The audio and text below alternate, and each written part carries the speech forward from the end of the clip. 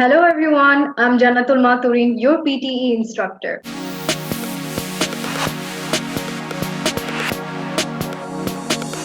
So আজকে আমরা কথা বলবো রাইটিং সেকশন অফ PTE নিয়ে। তো বেসিক ফরম্যাটটা চলুন দেখে আসি।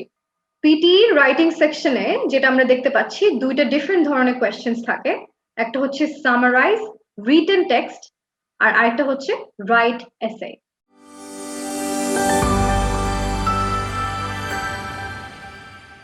So summarize written text এ কি করতে হয়?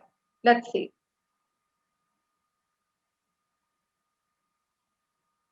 For example, আমরা এখানে দেখতে পাচ্ছি read the passage below and summarize it using one sentence. Type your response in the box at the bottom of the screen. You have 10 minutes to finish this task. Your response will be judged on the quality of your writing and on how well your response presents the key points in the passage. So basically এটা হচ্ছে আপনাকে summarise করতে হবে। একটা অনেক বড় একটা paragraph দেওয়া আছে। You have to figure out the main points and summarize it. তো এটা হচ্ছে আপনার 10 মিনিটস এর মধ্যে শেষ করতে হবে। এখানে টাইমারটা দেওয়া আছে এবং এই যে আপনার নিচে যে এখানে বক্স দেখতে পাচ্ছেন এই বক্সের মধ্যে হচ্ছে আপনার লিখতে হবে আর কি। এখানে you have to type the answer like the summary.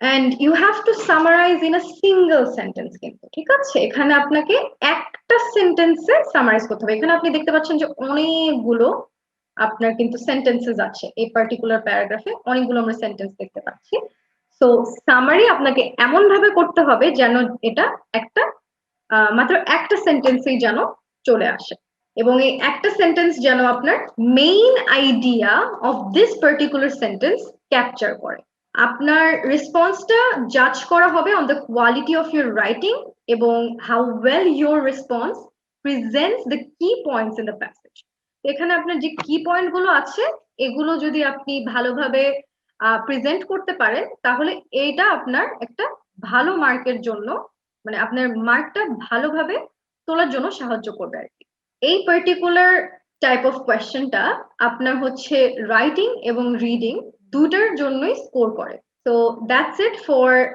our summarized written text এখন let's move on to write essay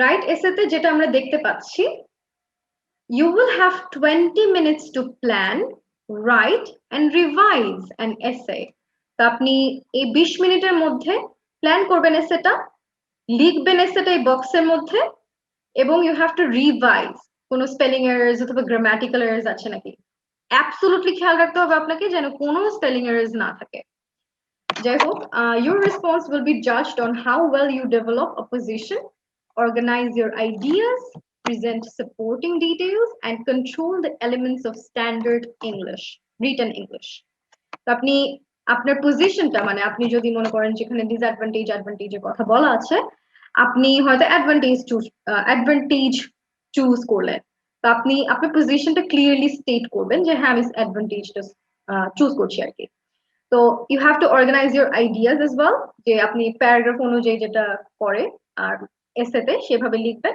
এবং আপনার সাপোর্ট হিসেবে যে আপনি কেন অ্যাডভান্টেজেস চুজ করলেন ওই হিসেবে আপনি সাপোর্টিং ডিটেইলস দিবেন এক্সাম্পলস দিবেন and standard written English লিখবেন so you should write 200 to 300 words এবং you have to strictly maintain this particular word limit 200 এর কম লিখলে আপনার মার্ক কাটা যাবে 300 এর বেশি লিখলে আপনার মার্ক কাটা যাবে so make sure you do not make any spelling mistakes এবং আপনি word limit এর মধ্যে থাকেন এবং টাইম এর মধ্যে শেষ করেন যেটা হচ্ছে আপনার 20 মিনিট দেওয়া আছে সো আমি আপনাদেরকে রেকমেন্ড করব যে একটা 4 প্যারাগ্রাফ এসে লিখবেন যেখানে আপনার ইন্ট্রো থাকবে বডি প্যারাগ্রাফ 1 বডি প্যারাগ্রাফ 2 এবং কনক্লুশন থাকবে এসে স্ট্রাকচারটা যেন আপনার ঠিকঠাক থাকে প্ল্যান্ড থাকে so that's it for today everyone আমি আপনাদেরকে আজকে দেখালাম যে PTE রাইটিং এর বেসিক স্ট্রাকচারটা so if you have any questions